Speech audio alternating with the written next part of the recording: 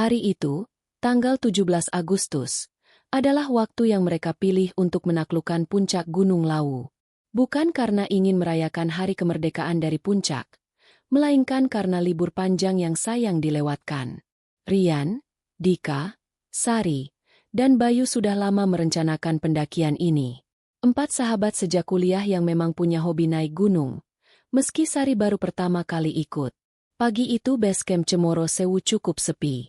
Hanya mereka berempat dan satu kelompok pendaki dari Solo yang sudah lebih dulu berangkat sejam sebelumnya. Suasana base camp seperti biasa.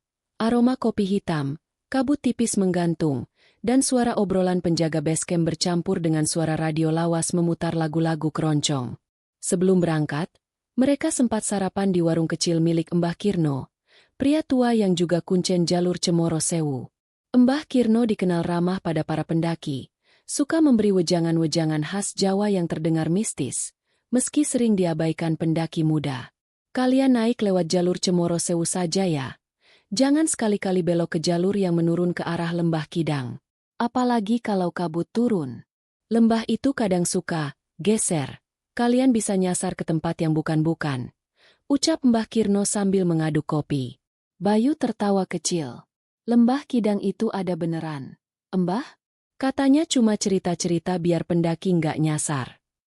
Mbah Kirno hanya tersenyum tipis. Sudah ada banyak yang hilang di sana. Ada yang balik tapi bukan dirinya sendiri. Ada yang nggak pernah pulang. Bukan nakut-nakutin. Nah ini cuma peringatan tua. Sari sempat merinding, tapi Rian menepuk pundaknya. Santai aja, Sar. Itu kan mitos biar pendaki nggak turun jalur. Cemoro Sewu jalurnya jelas kok. Nggak bakal nyasar. Sari mengangguk, walau dalam hati merasa was-was. Sejak semalam mimpinya aneh. Ia bermimpi berjalan di tengah kabut tebal, mendengar suara gamelan sayup-sayup.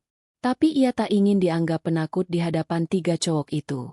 Jam 8 pagi, mereka mulai melangkah. Tas carrier dipunggungi, trekking pole di tangan, dan semangat penuh tawa mewarnai langkah awal. Jalur Cemoro Sewu memang terkenal curam sejak awal. Tanjakan tanah bercampur akar pohon menguji kaki dan napas. Di beberapa titik mereka berhenti sekadar minum dan ambil foto. Setelah pos 1 terlewati, hawa mistis mulai terasa.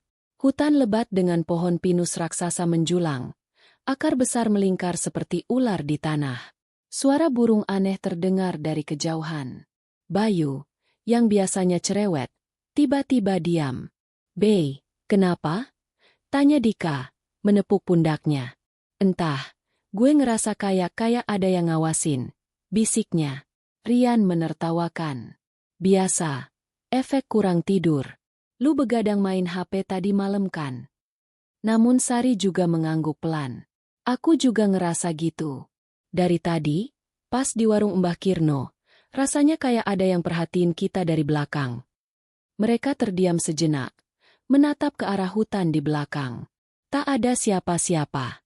Hanya barisan pohon pinus diam bergoyang diterpa angin dingin. Dika mencoba mencairkan suasana dengan candaan murahan soal cewek gunung, yang katanya suka ngintip pendaki cowok. Tawa pun pecah, dan ketegangan mereda. Mereka melanjutkan perjalanan. Di pos 3 mereka berhenti agak lama untuk makan ringan. Beberapa pendaki dari Solo turun. Wajah mereka pucat dan terkesan buru-buru. "Mas, ada apa di atas? Kok pada turun cepat?" tanya Rian penasaran. Pendaki itu hanya menggeleng. Kabut tebal tiba-tiba turun di pos 5. "Udah nggak enak rasanya. Kita milih turun aja. Nggak mau ambil risiko." Ucapan itu membuat Sari makin resah. "Kita gimana nih?" "Tenang, kita kuat. Kalau cuaca buruk kita bisa ngecamp di pos 4. Nggak maksa ke puncak," sahut Dika. Hari makin siang. Sinar matahari mulai terhalang awan tebal. Suhu turun drastis. Langkah kaki melambat, karena jalur makin curam dan berbatu. Di pos 4, angin kencang berembus. Kabut tipis mulai datang. Wajah Sari pucat, bibirnya gemetar. "Gimana kalau sampai sini aja ngecamp? Lanjut besok," usulnya. Rian melihat jam tangannya. Masih jam 2 siang. Kalau nekat sekarang kita bisa sampai pos 5 sebelum gelap. Perdebatan kecil terjadi. Akhirnya mereka sepakat lanjut sebentar lagi. Padahal, di kejauhan, samar terdengar bunyi gamelan. Seperti suara alat musik tradisional Jawa yang pelan dan teratur. Awalnya dikira suara angin, namun semakin lama makin jelas. "Kalian denger nggak?" bisik Bayu. Semua terdiam. Ya, suara gamelan memang ada. Dari arah utara, jalur yang Mbah Kirno larang. Jalur menuju Lembah Kidang. Udah, jangan dengerin. Fokus ke jalur Cemoro Sewu. Kita jangan belok kemana-mana. Ucap Rian dengan nada tegas. Namun, kabut makin tebal. Jalur setapak di depan mulai bercabang dua. Ini yang aneh. Seharusnya jalur Cemoro Sewu tak bercabang seperti itu. Jalur kiri menanjak ke arah pos 5, jalur kanan menurun landai, menuju hutan asing yang belum pernah mereka lihat. Kok ada jalur ke kanan? Ya? Beneran ini jalur resmi? Tanya Sari cemas. Nggak biasanya ada percabangan kayak gini. Dika memandang ragu. Di papan petunjuk, anehnya, tak ada tulisan apapun. Catnya pudar. Semua tanda hilang. Bahkan di GPS milik Rian, peta tak muncul. Hanya titik kosong. Waduh, sinyal hilang. Kompas juga error. Gumam Rian panik. Bayu memandang jalur kanan itu lama, seperti terhipnotis. Di situ, kayak ada orang deh. Mereka serentak melihat ke kanan. Sekilas tampak bayangan hitam bergerak cepat di balik pohon besar. Tak ada suara langkah. Hanya suara gamelan makin kencang dari arah situ. "Jangan diikutin," bisik Dika keras. Namun hati mereka berdebat. Jalur kiri kabutnya lebih tebal. Gelap tak kelihatan apa-apa. Jalur kanan lebih terbuka, lebih terang, dan entah mengapa, seakan mengundang untuk dilalui. "Aku nggak mau ke sana." Serius. Sari mundur beberapa langkah. Wajahnya pucat pasi. Rian menghela napas panjang. "Kita ambil kiri. Ini jalur resmi, meski gelap. Ini jalur benar." Namun tiba-tiba angin berembus kencang dari jalur kiri, membawa bau anyir dan amis. Kabut menutupi semua pandangan ke arah itu. Mereka tak bisa melihat apa-apa selain putih pekat. "Kanan aja deh. Yang penting jangan diam di sini. Aku ngerasa nggak enak banget." Desis Bayu pelan. Tanpa suara bulat, langkah kaki mereka akhirnya bergerak, menuju jalur kanan, menuju hutan yang tak ada di peta, tak ada di ingatan siapapun, dan mungkin bukan milik dunia manusia. Perasaan aneh menggelayut. Seperti ada mata-mata tak kasat mata yang mengawasi dari balik pepohonan. Suara gamelan makin keras, seperti menyambut kedatangan mereka. Mereka tak sadar inilah awal dari 3 hari tersesat di jalur misteri Gunung Lawu, tempat di mana realitas dan dunia gaib bercampur menjadi satu. Langkah kaki mereka makin dalam memasuki jalur kanan yang aneh itu. Awalnya terasa biasa saja. Jalan setapak cukup lebar, dipenuhi dedaunan kering yang memecah di bawah sepatu mereka. Namun, sesuatu yang ganjil mulai mereka sadari. Pepohonan di sini berbeda dengan jalur Lawu biasanya.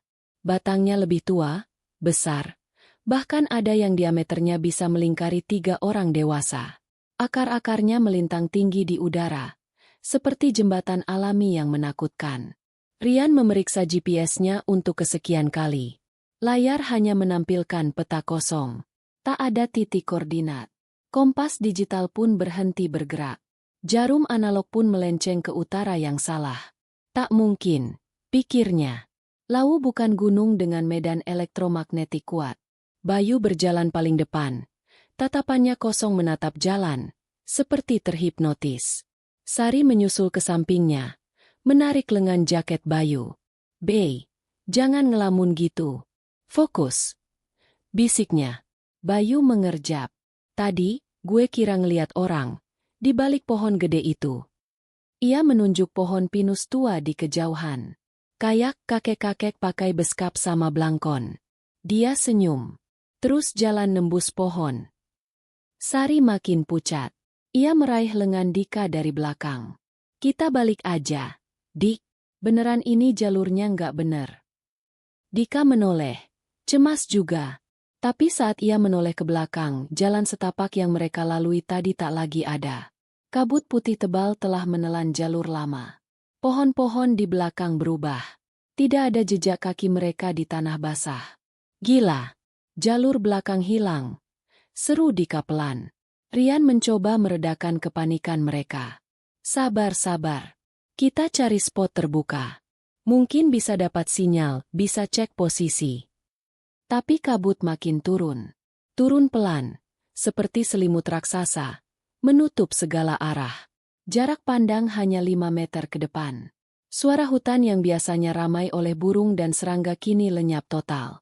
Tak ada suara apapun, kecuali bunyi ranting patah di kejauhan dan gamelan. Ya, gamelan itu kini makin terdengar jelas. Suara saron pelan, kendang lembut, gong sayup menciptakan irama khas Jawa kuno. Irama yang biasanya terdengar di pagelaran wayang semalam suntuk. Tapi ini, terdengar di tengah hutan gunung? Gue kenal lagu ini. Bisik Sari pelan. Aku pernah dengar di mimpi semalam lagu ini, persis ini. Mereka saling berpandangan. Ketegangan makin kuat. Langkah kaki melambat. Di depan, jalur menurun landai. Padahal jalur Cemoro Sewu seharusnya menanjak terus ke pos 5. Jalan ini asing. Bayu berhenti tiba-tiba. Lihat itu. Bisiknya panik sambil menunjuk ke kanan. Di balik kabut putih, muncul sosok samar.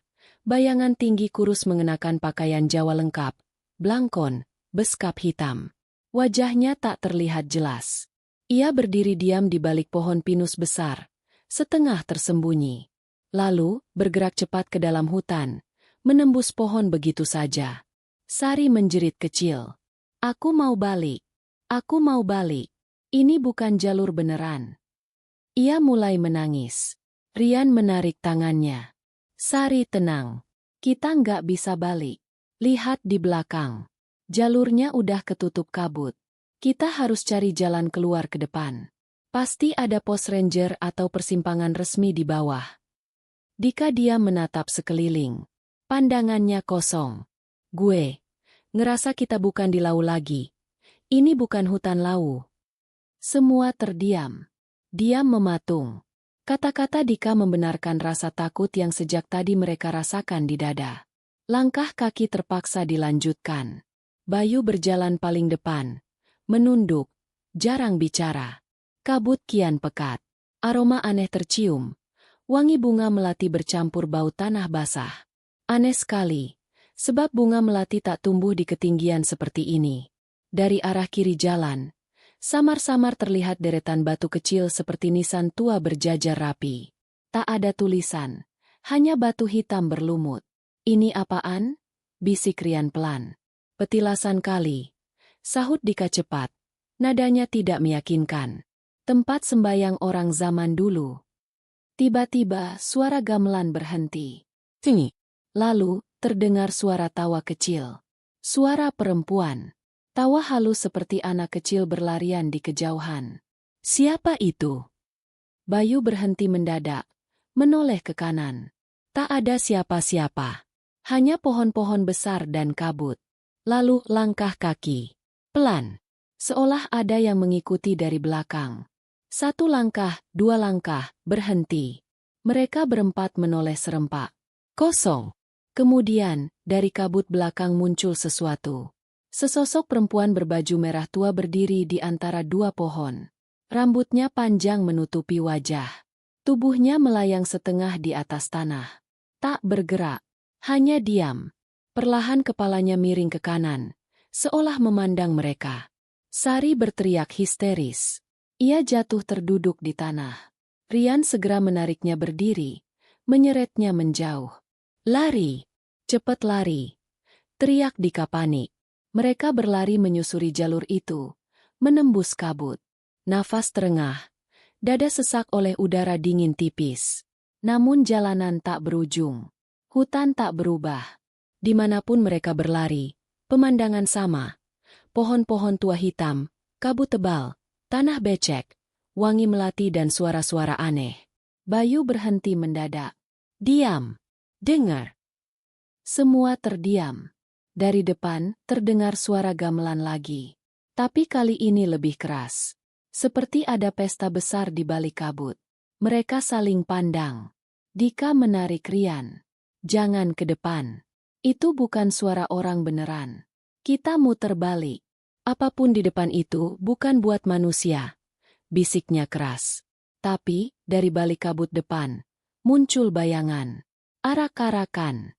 Siluet ratusan orang berjalan pelan. Mengenakan pakaian prajurit kerajaan Jawa kuno. Ada yang menabuh gong, ada yang membawa tombak, ada dayang-dayang membawa sesaji bunga dan dupa.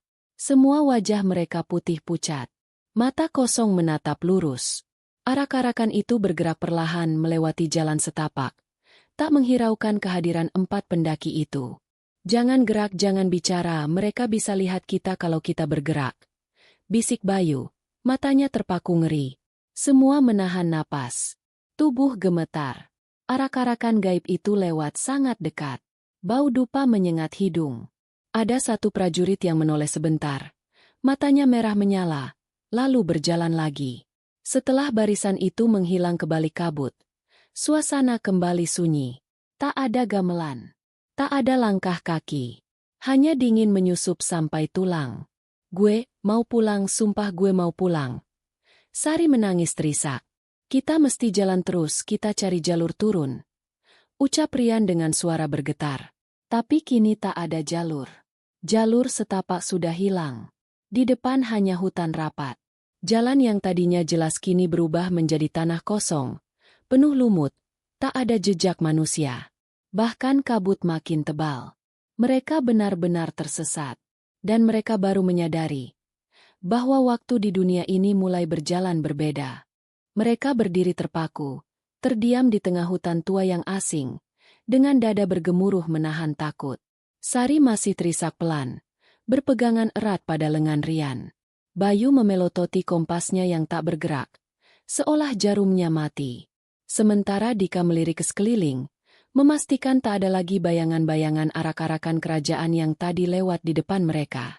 Hutan ini benar-benar berbeda dari Gunung Lawu yang mereka kenal. Pohon-pohonnya lebih besar, lebih tua, dengan batang hitam dipenuhi jamur lumut aneh berwarna ungu pucat. Daunnya rimbun seperti payung raksasa, menutup langit hingga sinar matahari tak mampu menembus tanah. Suara hutan pun aneh. Tidak ada burung, tidak ada angin. Hanya suara rintik air tetes dari pucuk daun yang terasa seperti detak jantung makhluk hidup. Ini bukan Cemoro Sewu. Ini bukan jalur Lawu. Gumam Rian pelan. Nadanya berat menahan cemas. Dika mengangguk. Gue yakin banget. Jalur ini nggak pernah ada di peta manapun. Bahkan pas kita lewat jalur turun Cemoro Kandang dulu. Nggak ada hutan kayak gini. Pulang. Aku mau pulang. Sari menangis makin keras. Lututnya lemas. Ia terduduk di tanah basah. Air mata mengalir tanpa henti. Tangannya menggenggam kuat liontin kecil dari ibunya. Jimat kecil yang biasa dibawa untuk perlindungan. Tapi bahkan benda itu kini terasa dingin. Mati. Bayu, yang sejak awal tampak paling terganggu, tiba-tiba berbicara pelan, seperti melamun. Aku pernah dengar cerita kayak gini. Jalur yang gak ada di peta. Hutan yang gak pernah dikunjungi manusia. Ini kayak hutan penunggu. Mereka bertiga menoleh padanya. Maksud lo? Tanya Rian. Bayu menatap kosong ke depan. Dulu di komunitas pendaki ada cerita. Katanya, kalau nekat lewat jalur terlarang, kita bisa geser, ketarik ke hutan yang ada di dunia lain. Dunia para lelembut, para penunggu gunung. Sari menjerit kecil mendengarnya. Dika mencengkeram pundak Bayu. Jangan ngaco, Bey. Ini pasti kabut doang. Nanti juga ketemu jalur turun. Bayu menggeleng perlahan. Nggak, Dik. Lihat ini. Ia menunjuk ke sebuah pohon raksasa bercabang 3 di depan mereka. Pohon itu sangat aneh. Batangnya besar, selebar 3 pelukan orang dewasa. Kulit kayunya hitam legam, mengkilap seperti basah. Akar-akarnya menjalar keluar tanah, membentuk semacam gapura alami yang menyeramkan. Cabangnya 3, menjulang tinggi, seperti trisula menghadap ke langit kelabu. Pohon bercabang 3 di cerita kuncen, katanya itu gerbang. Desis Bayu lirih. Kalau lewat situ, kita udah masuk ke wilayah mereka. Nggak bisa balik kalau salah langkah. Sejenak mereka terdiam. Hanya suara tetesan air dari dahan pohon itu yang terdengar. Tetes demi tetes, jatuh ke tanah, menimbulkan bunyi, tuk-tuk-tuk, yang membangkitkan bulu kuduk. Rian menarik napas panjang. Oke, dengerin gue. Kita gak lewat pohon itu. Kita putar balik. Cari jalur naik lagi. Kita paksain balik arah. Walaupun kabut tebal. Daripada makin nyasar ke tempat begini. Namun, saat mereka berbalik, jalan setapak di belakang telah lenyap. Tanah itu kini hanya hamparan akar raksasa melingkar-lingkar, menutupi semua jejak kaki mereka. Kabut putih tebal berdiri kokoh seperti dinding, mustahil ditembus mata. Sari memeluk lengan Rian. Kita beneran kejebak? Enggak, masih ada jalan keluar. Jawab Rian tegas meski suaranya bergetar. Dika mendekati pohon besar itu, meneliti ukiran-ukiran aneh di batangnya. Aksara Jawa kuno tergores di sana. Samar, nyaris tenggelam lumut. Lihat ini, ada tulisan tapi aku gak bisa baca. Gumamnya. Bayu mendekat, menatap lekat. Mata Bayu menyipit. Pintu. Lembah Kidang. Desis Bayu pelan, menelan ludah. Kayaknya ini pintu masuk ke kerajaan mereka. Jantung Rian serasa berhenti berdetak. Bayu, jangan deket-deket. Tarik mundur. Lo mau ketarik beneran ke dunia itu. Tiba-tiba, angin dingin bertiup kencang dari balik pohon. Kabut menggulung, melilit kaki mereka. Suara gamelan muncul lagi. Kali ini lebih dekat, keras, menggema di telinga seperti parade di depan mata. Dan, dari balik pohon itu, muncullah sosok lelaki tua. Tubuhnya kurus, kulitnya pucat kehijauan, bibirnya biru kehitaman. Ia mengenakan surjan tua dan blangkon lusuh. Mata cekungnya menatap mereka satu persatu. Tatapan kosong yang dingin, dalam, seolah bisa menembus jiwa. Sira kinten bade wangsul saking meriki. Kalian kira bisa pulang dari sini? Gumam lelaki tua itu dalam bahasa Jawa halus. Semua terdiam. Tak bisa bicara. Mulut terkunci rapat. Wis telat, sampun melebet ala sing ora kagungan manungsa. Sudah terlambat, kalian sudah masuk hutan yang bukan milik manusia. Bisiknya lirih. Perlahan ia melangkah ke belakang pohon. Menghilang di telan kabut. Suara gamelan lenyap seketika. Tinggi. Dika tersungkur lemas. Gila-gila, siapa barusan? Penunggu, kuncen alas gaib, mungkin danyang sini. Bayu menjawab pelan. Sari tak kuat lagi. Ia menangis keras, terisak dalam-dalam. Wajahnya menunduk dalam genggaman tangan. Aku mau pulang, aku mau pulang. Rian berusaha tegar. Ia memaksa semua berdiri. Kita harus jalan terus. Cari celah keluar. Jangan diam di sini. Ayo cepat. Dengan langkah gemetar, mereka berjalan memutari pohon besar itu. Setiap langkah seperti diseret beban berat. Kabut terasa menekan dada. Sulit bernafas. Anehnya, di balik pohon itu, jalur setapak muncul lagi. Jalur menurun ke arah hutan yang lebih dalam, lebih gelap. Aroma melati makin kuat. Suara lirih perempuan menyanyi terdengar samar di kejauhan. Lagu Jawa kuno yang mengalun sendu. Gue yakin kita makin masuk ke dunia mereka. Bisik Bayu. Namun tidak ada pilihan lain. Mereka terpaksa melangkah maju, menyusuri jalur itu. Jalur baru yang bukan milik manusia. Jalur terlarang yang mungkin takkan pernah membawa mereka kembali ke dunia asal. Perjalanan makin aneh. Pohon-pohon di kiri kanan kini seperti menunduk ke arah mereka, seolah memperhatikan setiap langkah. Akar-akar merayap di permukaan tanah seperti ular yang menunggu mangsa. Dahan pohon bersilang di atas kepala, membentuk lorong gelap yang memanjang tak berujung. Di satu titik, mereka melihat sesuatu di depan. Sebuah batu datar besar berdiri tegak di tepi jalan, di atasnya tergeletak sesajen lama, bunga kenanga kering, kelapa tua pecah, dan sebuah kain mori putih usang, berlumuran bercak merah kecoklatan. Sari menjerit pelan. Ada darah di kain itu. Bayu mendekati batu itu, membaca tulisan pudar di sisi batunya. Petilasan Pangeran Kidang Kencana. Lembah Kidang. Semua saling berpandangan. Tidak ada yang berani bicara. Mereka sadar kini, mereka sudah masuk wilayah Lembah Kidang. Tempat yang selama ini hanya disebut dalam cerita-cerita tua para Kuncen Lawu. Tempat yang dikatakan terlarang untuk manusia biasa. Tempat di mana waktu dan ruang tak berjalan seperti dunia mereka. Dan yang lebih mengerikan, dari balik pepohonan gelap di kejauhan tampak cahaya remang, seperti lampu obor, bergerak perlahan mendekat ke arah mereka. Cepat lari! Teriak Rian panik.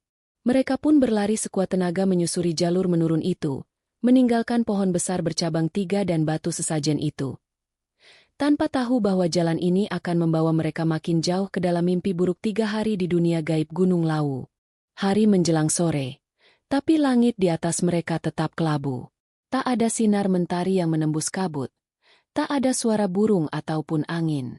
Hutan ini begitu asing. Setiap langkah terasa makin berat. Udara makin dingin menusuk tulang. Rasa lapar mulai menyiksa perut mereka. Namun tak ada satupun dari mereka yang mau berhenti lama-lama. Semua ingin cepat keluar dari tempat ini. Sampai kapan kita jalan, Ri? Tanya Dika. Suaranya pelan penuh kelelahan. Rian menatap ke depan. Sampai nemu tanah lapang buat ngekem. Kalau enggak, kita bisa pingsan di tengah hutan ini. Langkah mereka melambat. Bahkan Sari yang sejak tadi menangis kini hanya diam. Wajahnya pucat. Mulutnya gemetar menahan takut dan dingin. Bayu tertatih-tatih di belakang. Senter di tas tak berfungsi. Padahal tadi penuh baterai. Lalu, di kejauhan, muncul cahaya samar. Rian menghentikan langkah. Itu, lihat. Di antara kabut, tampak remang cahaya kekuningan, seperti lampu Petromax tua. Cahaya itu bergerak pelan, kadang hilang tertutup kabut, lalu muncul lagi. Mungkin itu tenda pendaki lain. Gumam Dika penuh harap. Tanpa pikir panjang, mereka berlari kecil ke arah cahaya itu, berharap bertemu manusia. Mungkin tim SAR, mungkin pendaki lain. Siapapun yang bisa membantu mereka. Setelah menembus kabut yang kian tebal, akhirnya mereka sampai di tempat itu. Sebuah warung kecil berdiri di pinggir jalur setapak. Bangunannya terbuat dari kayu tua, berlumut di beberapa bagian. Di depannya tergantung lampu Petromax yang berayun pelan tertiup angin. Bau wangi melati samar tercium. Warung? Di sini? Gumam Rian heran. Sejak kapan ada warung di tengah hutan Lawu? Warung itu tampak hidup. Dari dalam terdengar suara orang batuk, suara kayu terbakar, aroma teh manis hangat menyebar. Seolah warung ini benar-benar menunggu tamu. Tanpa sadar, Bayu melangkah lebih dulu ke depan warung itu. Permisi. Panggilnya pelan. Pintu kayu warung itu terbuka perlahan. Seorang nenek tua muncul di ambang pintu. Tubuhnya bungkuk. Rambutnya panjang beruban. Matanya sipit tersenyum. Ia mengenakan kebaya coklat tua. Kain batik usang melilit pinggangnya. Monggo. Monggo masuk kedinginannya? Capek ya? Mampir dulu, ada teh panas roti. Suaranya parau tapi ramah. Sari mundur selangkah. Mencengkram lengan Rian kuat-kuat. Jangan masuk, tempat ini aneh. Tapi tubuh mereka terlalu lelah. Pikiran terlampau bingung untuk menolak godaan itu. Tanpa berpikir panjang, Dika dan Bayu masuk ke dalam warung. Rian ragu sejenak. Tapi akhirnya menyeret Sari untuk ikut. Di dalam, hangat, api menyala di tungku. Bau kayu bakar dan teh manis menyeruak. Meja kayu tua tersaji dengan 4 gelas teh hangat. Ada juga piring berisi roti tawar, pisang rebus, dan kacang goreng. Silakan Mbak ini buat kalian. Ucap si nenek sambil tersenyum. Rian memandang wajah nenek itu. Wajahnya seperti kabur. Tidak fokus. Kadang muda, kadang tua, berganti-ganti setiap kelip mata. Bu, ini warung siapa ya? Kok ada di tengah hutan? Tanya Dika penasaran. Nenek itu hanya tersenyum. Warung ini, buat singgah yang tersesat. Buat yang capek, makanlah minum dulu, habis itu bisa pulang. Bayu langsung menyambar teh dan meneguknya cepat. Rasanya manis, hangat, mengalir ke tenggorokan. Namun aneh begitu ia letakkan gelas di meja. Teh itu mendadak dingin, nyaris membeku. Tadi teh ini hangat. Gumam Bayu bingung. Dika mengambil sepotong roti. Ia menggigitnya. Rasanya hambar, keras seperti kayu lapuk. Ia memuntahkannya spontan. Apaan nih? Ini roti? Kayak batu busuk. Serunya. Sari makin pucat. Ia menunduk. Menolak makan atau minum. Udah keluar sekarang. Bisiknya panik. Rian menarik lengan Dika dan Bayu. Ayo, keluar, tempat ini aneh. Namun kaki mereka berat melangkah. Seperti ada beban tak kasat mata yang menahan di punggung. Nenek itu tertawa pelan. Suaranya menggemuruh. Gih, le pamit pun monggo, tapi ojo lali, kulo wis nguwangi ngombe wedang kulo, sampean sampun mlebu alas kula mesti mbayar. Silakan pergi. Nak, tapi ingat kalian sudah minum wedangku, kalian sudah masuk hutanku, kalian harus bayar. Bayu menelan ludah. Bayar apa? Si nenek tersenyum. Bibirnya sobek hingga ke pipi. Matanya kini merah menyala. Nyawamu salah siji. Salah satu nyawa kalian. Seketika pintu warung tertutup keras. Lampu padam. Hanya gelap. Suara gamelan terdengar lagi. Keras di telinga. Warung itu berguncang. Lari! Teriak Rian. Mereka mendorong pintu kayu keras-keras hingga terbuka. Cahaya kabut putih menyambut. Mereka berlari keluar tanpa menoleh. Nafas terengah. Jantung berpacu kencang. Di belakang mereka terdengar tawa nenek tua itu menggema di hutan. Suara kayu patah. Teriakan halus arwah-arwah tersesat bergema. Setelah jauh, mereka berhenti terengah di dekat batu besar. Bayu menoleh ke belakang, warung itu sudah hilang. Tak ada bekas bangunan apapun. Hanya hutan gelap dan kabut putih tebal. Gak mungkin tadi warungnya jelas-jelas ada. Gumam Dika lemas. Sari menangis makin keras. Kita makan makanan mereka, minum teh mereka. Kita udah dikunci di sini, kita nggak bisa keluar. Rian diam menatap sekeliling. Ia sadar mereka telah melanggar pantangan utama pendaki gunung. Jangan pernah menerima apapun dari dunia lain. Dan kini, malam pertama mereka di jalur misteri Lawu telah menandai perjanjian tak kasat mata. Malam itu gelap. Tak ada bintang. Tak ada suara binatang malam. Hanya kabut dan dingin dan bisikan dari kegelapan hutan yang menanti mereka melangkah lebih dalam ke mimpi buruk yang belum berakhir. Pagi hari datang. Atau setidaknya begitulah yang mereka kira. Tak ada sinar matahari. Hutan masih diselimuti kabut tebal pekat, menyembunyikan segala arah. Rian membuka mata dengan perasaan berat. Tidur mereka semalam bukan tidur yang utuh. Lebih tepatnya terjebak dalam mimpi buruk yang terus-menerus. Malam itu penuh bisikan. Bisikan perempuan tua dari warung gaib semalam. Tawa cekikikan dari kegelapan. Sesekali terdengar suara langkah kaki mengitari tenda mereka. Namun tak ada yang berani keluar. Semua hanya diam, memeluk sleeping bag erat-erat, menunggu pagi datang yang entah kapan benar-benar datang. Sudah pagi. Sari membuka mata, wajahnya lelah. Mata sembab karena habis menangis semalaman. Entah, gelap terus gini. Jawab Rian pelan, meraih jam tangan digitalnya. Tapi jam itu mati. Layarnya hitam. Dika mencoba HP-nya. Baterai penuh semalam. Kini kosong total. Ini mustahil. Padahal semalam penuh semua power bank. Gumam Dika. Memeriksa satu persatu. Semua alat elektronik tak berfungsi. Kompas mati. GPS tetap menunjukkan layar kosong. Mereka berempat duduk mematung. Saling pandang tanpa bicara. Suasana sunyi luar biasa. Tak ada suara angin, burung, apalagi suara pendaki lain. Seolah mereka satu-satunya manusia di alam itu. Bayu. Rian melirik temannya yang sejak semalam semakin aneh. Bayu duduk menatap kosong ke arah hutan. Bibirnya komat kamit sendiri. Bayu? Ngomong apa, Bey? Tanya Dika pelan. menepuk pundaknya. Bayu menoleh. Matanya merah, sembab, wajahnya pucat. Dia, manggil aku, bisik Bayu lirih. Dari balik kabut, dia nyuruh aku ke arah utara, ke pohon bercabang 3 tadi. Semua terdiam ngeri. Sari memeluk lututnya, tubuhnya gemetar hebat. Jangan dengar, jangan ikutin suara mereka. Nanti kamu hilang kayak cerita Mbah Kirno. Rian berdiri, mencoba menguatkan diri. Dengar, kita harus cari jalur turun. Kita nggak bisa diam di sini. Kabut makin tebal. Ayo keluar dari sini. Kalau ketemu jalur batu atau tanjakan, berarti kita balik ke jalur Cemoro Sewu. Akhirnya dengan langkah berat, mereka berkemas. Ransel mereka ringan, sebab sebagian logistik sudah hilang entah kemana. Padahal semalam jelas ada di dekat tenda. Beberapa makanan menghilang, bahkan botol minum kosong berserakan di tanah, basah lumpur.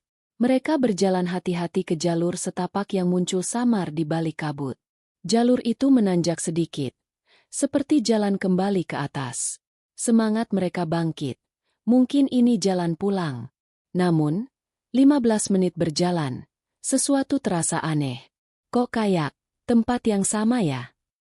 Gumam Dika, melirik ke kiri. Tuh, batu besar itu kayak yang kita lewatin tadi pagi. Mereka berhenti. Memang benar. Sebuah batu datar besar di tepi jalur, dengan lumut hijau tebal di sisi kirinya. Sama persis seperti yang mereka lihat 2 jam lalu saat meninggalkan tenda. Gila, kita muter? Padahal kita jalan lurus. Seru Rian panik. Bayu menunduk. Tangannya gemetar. Dia nggak mau kita pergi. Dia pengen kita tetap di sini. Sari menjerit kecil. Jangan ngomong gitu, jangan gitu, Bey. Dengan putus asa, mereka memutar arah. Kini ke jalan lain yang tampak di balik pohon. Jalan itu turun ke arah lembah. Mereka berlari, setengah tergelincir di tanah licin, berharap menemukan sungai atau tanda manusia.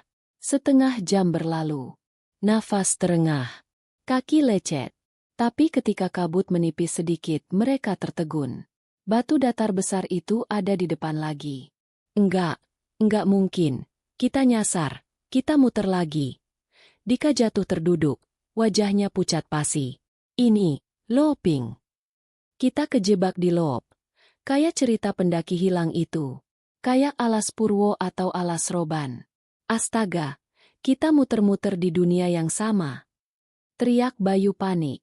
Rian mencengkeram rambutnya frustasi. Harus ada cara keluar. Harus. Tiba-tiba, terdengar suara langkah di balik kabut. Semua terdiam. Suara kaki menyeret pelan berat mendekat. Lalu muncul sosok di balik kabut.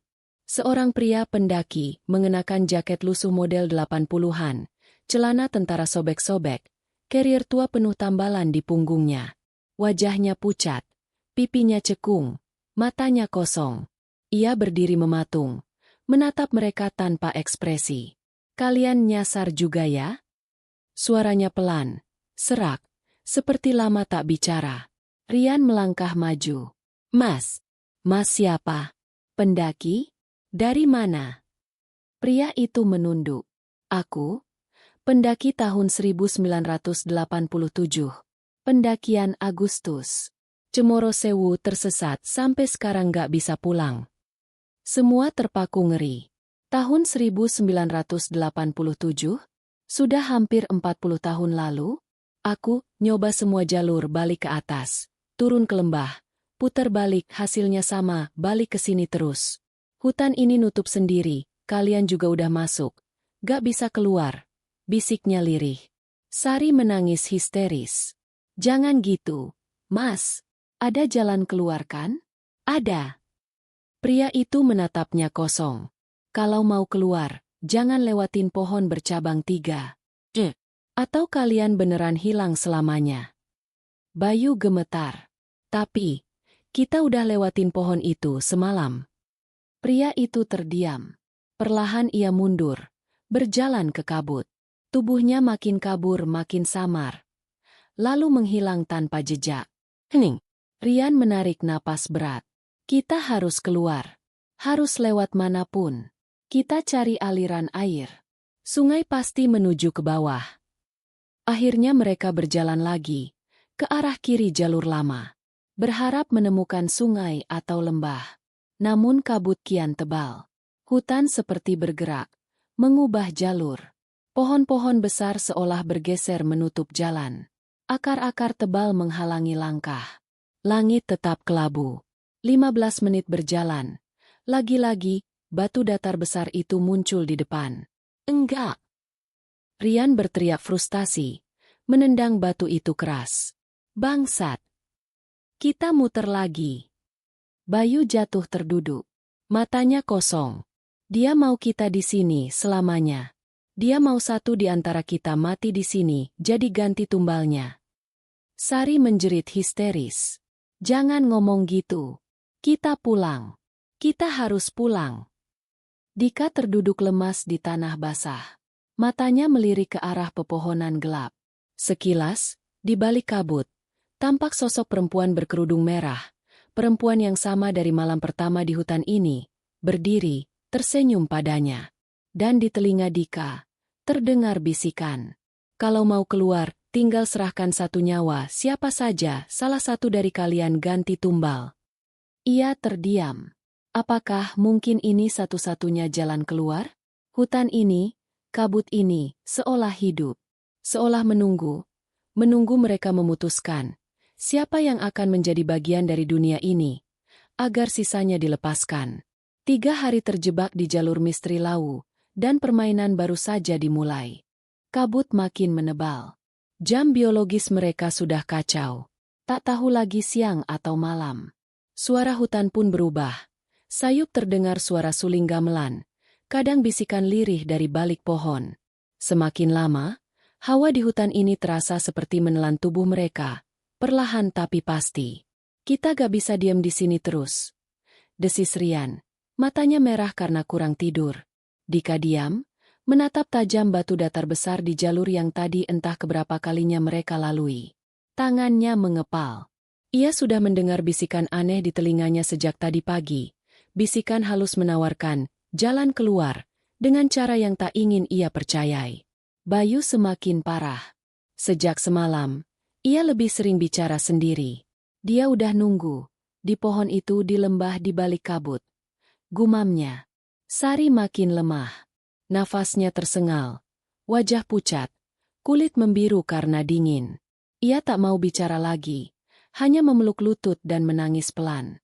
Rian khawatir Sari akan pingsan atau sakit parah jika ini berlanjut. Gue nggak kuat, Eri, sumpah. Kita beneran nggak bisa keluar kecuali ngikutin yang itu. Gumam Dika tiba-tiba. Rian menoleh tajam. Maksud lo apa? Mau ikut bisikan gila itu? Mau serahin salah satu dari kita? Lo udah gila, Dik? Dika menunduk, terdiam. Tapi dari matanya, Rian tahu. Dika benar-benar mulai tergoda ide itu. Lalu, dari balik kabut depan, muncul sosok. Semua menegang. Sosok tinggi kurus berjalan pelan ke arah mereka. Ia mengenakan kain hitam panjang. Wajahnya tertutup caping lebar dari anyaman bambu tua. Tubuhnya membungkuk sedikit, seperti kakek renta. Bayu ternganga. Itu dia yang manggil aku tadi malam. Sosok itu berhenti 2 meter di depan mereka. Apa kalian mau keluar? Suaranya berat, dalam, seperti gaung dari dasar goa. Tak ada yang menjawab. Mereka membeku. Sosok itu mengangkat tangannya perlahan. Jari-jari panjang kurus keriput, seperti tulang dilapisi kulit kering. Ada jalan tapi harus ada ganti. Bisiknya lirih. 1 cukup 1. Serahkan 1 teman kalian biar sisanya bisa pulang. Darah Rian membeku. Ia tahu, ini bukan manusia. Ini bukan pendaki. Bukan ranger. Ini, makhluk penunggu hutan. Bayu melangkah maju. Matanya kosong.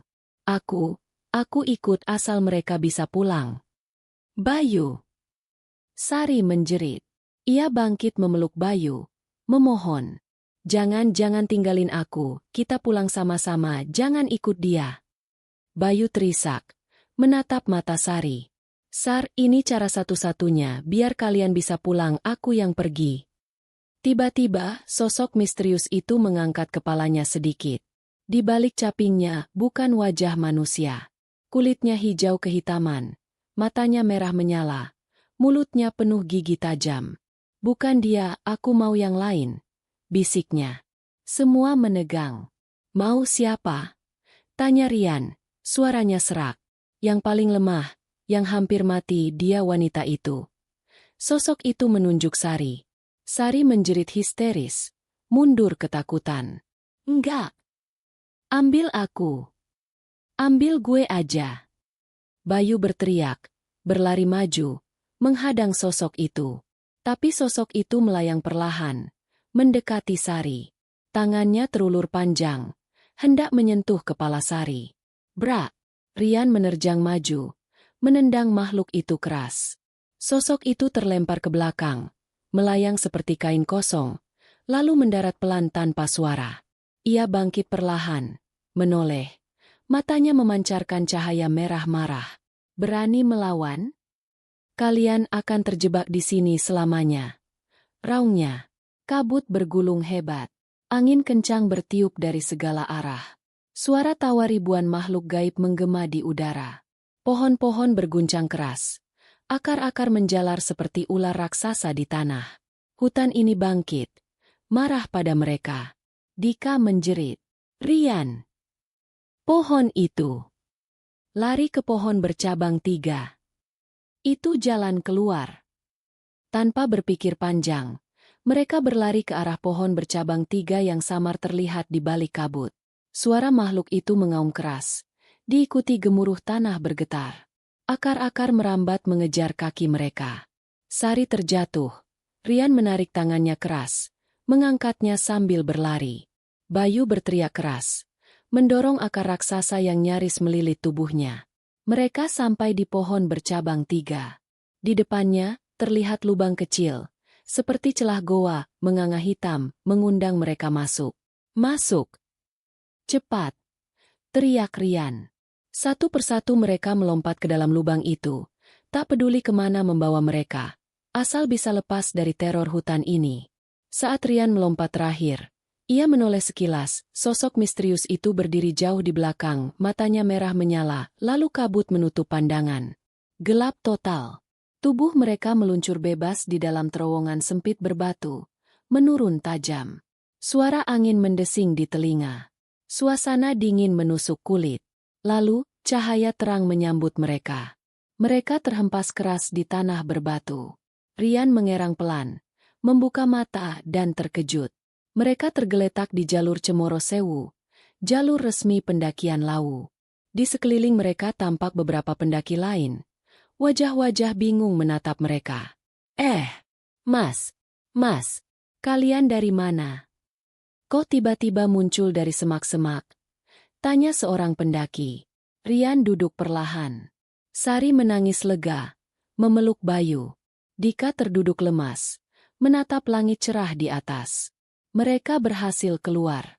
Tapi, ketika Rian melirik ke tanah, ada sesuatu tergeletak di dekat batu. Sebuah caping anyaman bambu tua, milik makhluk penunggu hutan tadi. Kabut tipis menyelimuti pohon-pohon jauh di sana. Seolah hutan itu masih mengintai, menunggu siapapun pendaki ceroboh berikutnya. Matahari mulai naik. Udara di jalur Cemoro Sewu pagi itu dingin, menusuk tulang. Para pendaki lain masih duduk di shelter, menatap keheranan ke arah Rian, Dika, Bayu, dan Sari yang tergolek lemas di tanah. Tubuh mereka kotor, wajah penuh goresan dan lumpur. Seorang pendaki parubaya berbicara. Mas, kalian dari mana? Kok munculnya dari semak-semak pinggir jalur? Jalur itu buntu. Mas jurang. Rian terdiam. Napasnya masih berat. Ia menatap sekeliling. Ini jalur resmi Cemoro Sewu. Jelas ada patok batu, tali pembatas, bahkan papan petunjuk arah ke pos 3. Tapi bagaimana mungkin semalam mereka berada di hutan gelap tak berujung? Kini tiba-tiba di sini? Kita nyasar semalam. Jawab Dika pelan. Bayu masih duduk memeluk lutut. Wajah pucat pasi. Di tangannya tergenggam caping bambu tua yang entah bagaimana ikut terbawa keluar dari dunia itu. Sari menangis pelan. Tubuhnya menggigil meski matahari mulai hangat. Pendaki lain berbisik-bisik melihat mereka. Ada yang berkata mereka kerasukan.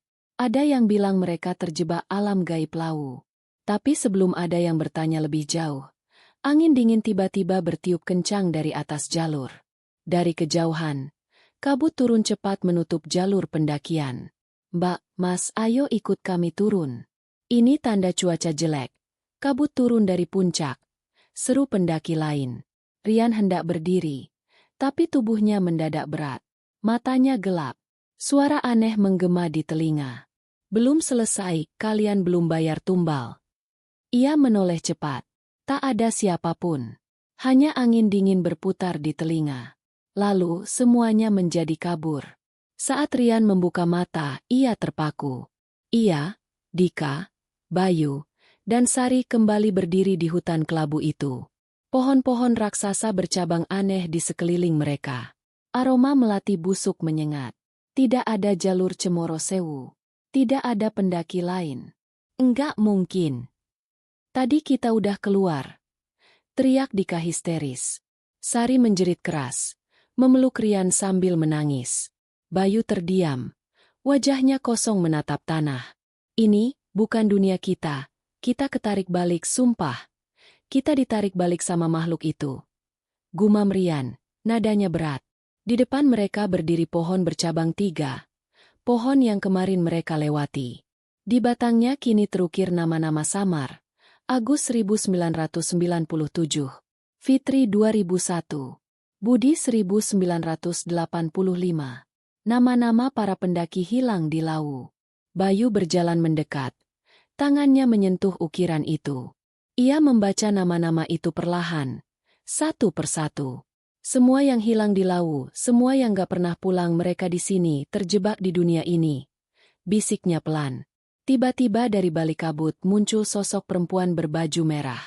Wajahnya pucat. Rambut panjang menjuntai ke tanah. Senyum tipis terukir di bibirnya. "Selamat datang kembali, manusia bodoh. Kenapa kalian keluar sebelum bayar harga?" bisiknya dingin. Sari menjerit. Mundur ketakutan. Rian meraih tongkat kayu. Bersiap melawan. Tapi sia-sia. Makhluk itu melayang pelan di udara. Mendekat tanpa suara. "Tak ada jalan keluar kecuali serahkan satu jiwa. Hanya itu kunci kalian kembali ke dunia," desisnya. Bayu tiba-tiba maju. "Ambil aku," teriaknya. "Bebaskan yang lain. Aku rela jadi tumbal." Makhluk itu tersenyum lebar. "Terlambat, aku sudah milih bukan kau tapi dia." Tangannya terulur menunjuk Sari. "Enggak." Rian menerjang maju. Memeluk Sari erat. Makhluk itu mendecih kecewa. Lalu menoleh ke Dika. Atau dia saja yang ingin menyerahkan temannya sejak tadi. Semua menoleh pada Dika. Wajah Dika pucat. Ia gemetar hebat. "Lo dengerin bisikan mereka dari tadi. Lo mikir serahin salah satu dari kita ya kan?" tuduh Rian tajam. Dika menangis. "Gue nggak mau. Sumpah gue nggak mau." Tapi suara itu terus-terusan bilang di telinga gue. Makhluk perempuan itu terkikik, melayang mengitari mereka. "Tinggal pilih siapa yang mau kalian serahkan, atau kalian semua akan mati di sini." Tiba-tiba tanah bergetar hebat. Dari balik pohon-pohon besar, muncul bayangan arak-arakan kerajaan. Makhluk tinggi hitam, membawa tombak, berpakaian Jawa kuno lengkap. Suara gamelan makin keras. Kabut membentuk lingkaran, menutup jalan keluar. Bayu berbisik. "Kita udah dikepung, kita gak bisa kabur." Suara itu datang lagi, gemuruh dari atas pohon bercabang 3. "Kalian belum bayar. Serahkan satu nyawa, atau semua akan mati." Dari balik pohon, muncul sosok yang mereka lihat di warung gaib. Nenek tua berwajah seram, tertawa pelan. "Siapa yang mau tinggal di sini selamanya?" tanyanya. Sari pingsan di pelukan Rian. Dika memejamkan mata, lalu melangkah maju. "Ambil gue." "Dika, jangan gila." Rian menariknya, menahan. Tapi Dika menatap Rian tenang. Kalau nggak ada yang pergi, kita semua mati. Ri, lo bawa Sari keluar. Bawa Bayu. Biar gue di sini. Makhluk-makhluk itu terkikik puas. Nenek tua melayang pelan ke arah Dika. Tangan keriputnya menggapai. Bagus, yang rela, yang ikhlas, kau akan tinggal selamanya. Tiba-tiba sesuatu aneh terjadi. Caping bambu tua di tangan Bayu menyala redup, mengeluarkan cahaya biru kehijauan. Cahaya itu mengalir ke tanah, membentuk garis samar di jalur setapak menuju hutan. Rian! Lihat! Jalan keluar! Teriak Bayu. Tanpa pikir panjang, Rian menggendong Sari, menarik Bayu. Dika! Lari sekarang! Dika terpaku sejenak, lalu tersadar, dan berlari mengikuti mereka. Makhluk-makhluk di belakang melolong marah. Suara gamelan meledak keras. Kabut bergulung hebat mengejar. Mereka berlari menembus hutan, mengikuti cahaya biru dari caping bambu. Jalur makin curam, bebatuan besar menghalangi jalan. Tapi mereka terus berlari. Hingga tiba-tiba cahaya itu berakhir di sebuah celah batu sempit. Masuk!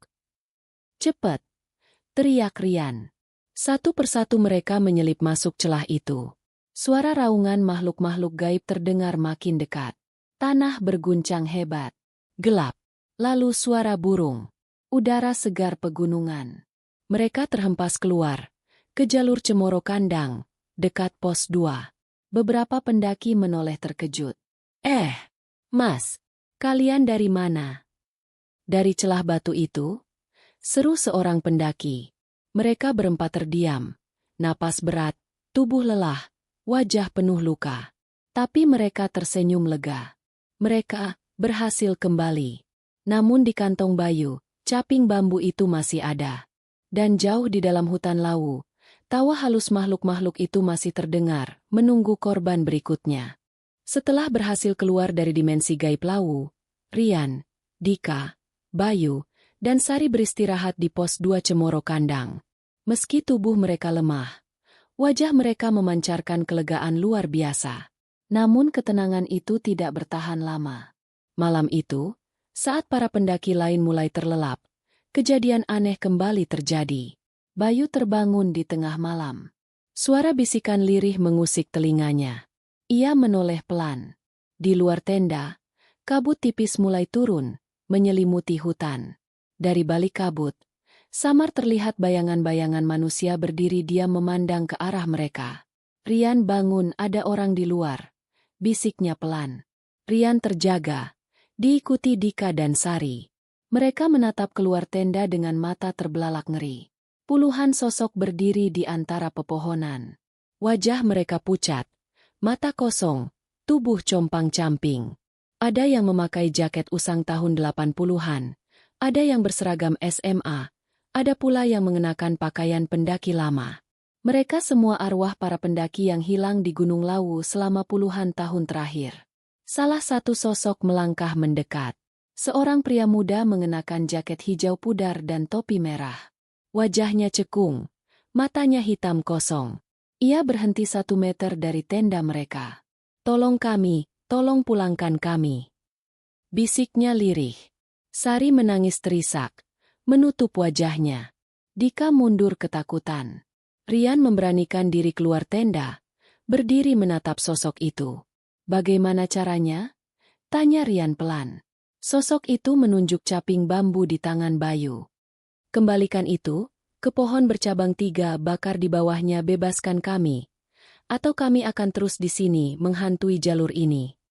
Bisiknya sebelum kabut menelannya kembali. Semua arwah itu perlahan memudar, menghilang ke balik kabut. Suasana kembali sunyi, hanya suara angin dingin berdesir di sela pohon. Pagi harinya, Rian, Dika, Bayu, dan Sari memutuskan kembali ke titik pohon bercabang 3. Meski takut, mereka tahu harus menuntaskan semuanya. Perjalanan kembali ke pohon itu terasa lebih mudah. Kabut tidak sepekat sebelumnya. Jalur setapak terbuka jelas di depan mereka. Setelah berjalan beberapa jam, mereka tiba di pohon bercabang 3 yang menyeramkan itu. Bayu mengeluarkan caping bambu dari ranselnya. Ia menatap benda itu lama, sebelum meletakkannya di bawah pohon dan menyulut api. Api membakar caping itu pelan. Asap putih mengepul tinggi, membentuk bayangan wajah-wajah arwah yang tersenyum lega. Suara gamelan samar terdengar, perlahan menjauh, hingga akhirnya hening total. Sudah selesai, bisik Sari pelan. Mereka berempat berbalik, berjalan meninggalkan pohon itu untuk terakhir kalinya. Hutan Lawu kembali sunyi, damai. Namun mereka tahu, di balik setiap kabut, arwah-arwah itu kini telah tenang. Dan legenda Gunung Lawu akan terus hidup selamanya. Perjalanan turun dari pohon bercabang 3 berjalan lancar. Jalur yang kemarin terasa seperti labirin kini terbuka jelas. Seolah hutan ini telah melepaskan cengkeramannya. Mereka sampai di pos 2 Cemoro Kandang menjelang sore. Rasa lega memenuhi hati mereka. Namun malam itu, di kamp terakhir sebelum pulang, teror kembali datang.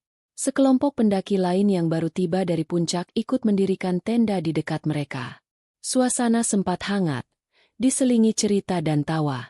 Namun ketika malam turun, hawa dingin menusuk terasa berbeda. Angin membawa suara bisikan. Bayu terbangun lebih dulu. Dari balik tenda, ia melihat bayangan melintas cepat. Rian yang sedang berjaga pun mendengar suara ranting patah. Langkah kaki mengelilingi tenda mereka. Ada yang aneh, Dik, bisik Rian. Gue dengar langkah kaki muter-muter dari tadi. Bukan pendaki lain. Tiba-tiba Sari menjerit dari dalam tenda. Bayu, jangan keluar. Jangan ikutin dia. Semua bergegas masuk ke tenda. Sari gemetar hebat. Matanya kosong. Bayu mau dibawa, dia datang lagi. Perempuan baju merah itu, dia panggil Bayu dari luar, dia nyuruh Bayu jalan ke jurang. Bayu pucat. Aku dengar juga suaranya halus manggil-manggil.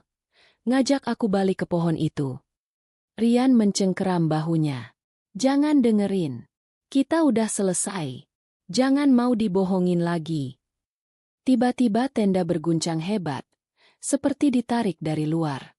Suara tertawa cekikikan terdengar melingkar mengitari kamp. Cahaya senter pendaki lain tiba-tiba padam serentak. Hutan gelap total. Suara angin berganti gemuruh gamelan. Dari celah tenda, mereka melihat bayangan hitam besar melintas. Tinggi, berambut panjang menjuntai hingga tanah, matanya merah membara. Sosok itu melayang perlahan mengitari tenda. Dia marah. Karena kita bakar caping itu, dia belum selesai. Bisik Dika gemetar. Lalu sosok itu berhenti tepat di depan tenda mereka. Terdengar suara berat menggelegar di telinga mereka. 1 belum dibayar, 1 masih milik hutan ini. Suara itu menggema di kepala mereka semua. Bayu mendadak bangkit.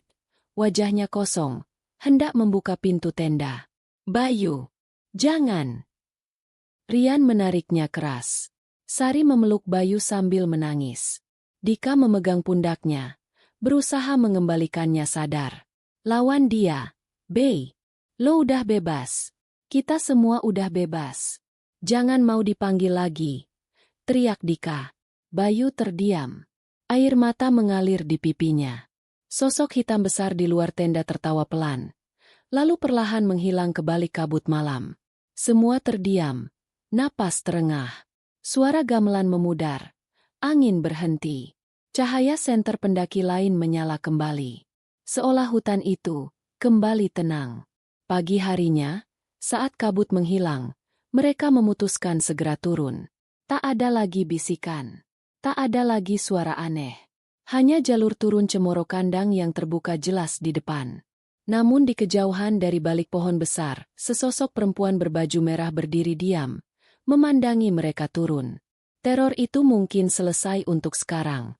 Tapi hutan Lawu tak pernah benar-benar melepaskan tamunya. Pagi itu, suasana jalur Cemoro Kandang tampak cerah. Kabut yang semalam begitu tebal kini mulai tersingkap, menyisakan sinar matahari hangat yang menembus celah pepohonan. Rian, Dika, Bayu, dan Sari berdiri lama di depan jalur turun, memandangi jalan setapak yang terasa asing meski familiar. Turun sekarang. Jangan tunggu lama-lama di sini, bisik Rian tegas. Suaranya mengandung ketegasan, seolah menyembunyikan kekhawatiran. Mereka melangkah perlahan. Setiap jejak kaki seperti mengukir rasa was-was. Sepanjang perjalanan turun, tak ada suara burung, tak ada gemerisik ranting, hanya suara langkah mereka berempat di jalur berkerikil. Namun rasa lega itu semu. Baru sekitar 1 jam berjalan, Sari tiba-tiba terdiam. Wajahnya pucat. Rian jalurnya berubah. Bisiknya. Dika menatap sekitar. Jalur Cemoro Kandang biasanya lebar dan jelas, tapi kini menyempit, dipenuhi akar melintang. Rian mengernyit. Enggak, ini Cemoro Kandang kok. Kita udah lewatin pos 1 tadi. Tapi semakin turun, hutan makin rapat.